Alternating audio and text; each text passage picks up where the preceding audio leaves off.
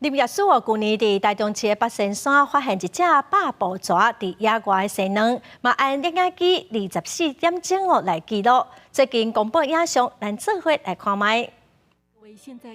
蛇母9点0两个1个月后，细只蛇出世，对蛇收缩出来。这是全世界第一支百步蛇野外互能够蛇孵出来的影像。林业署去年伫台中市北山山国家森林娱乐区到红外线自动相机、摄影机甲夜视镜这器材，翕2个月记录20粒蛇卵，拢总捕捉细只蛇的过程。从来没有人在野外有一个完整的记录。我们这次收集到的这个记录呢，可以说是全世界第一笔百步蛇野外护卵、孵化一直到幼蛇离穴的这个过程的记录。 林业署表示，讲百步蛇是台湾原生的护蛇科蛇类，是珍贵的保育类野生动物，分布伫咧海拔1000公尺以下森林，是真罕见，而且蛇个能拢伫咧野贴的所在。过去敢若伫咧林位的氧气环境有通做记录。专家讲，影片当中发现幼蛇对蛇受缩出来了后，并无对真远的所在去，是生米伫咧附近的石头旁、树仔丛，才去到四边的森林环境当中活动，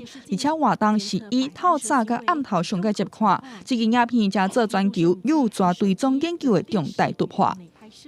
幼蛇的死亡率其实很高，那幼蛇如何去活下来，如何在野外存活，它会怎么样的移动，其实也会牵扯到我们如何去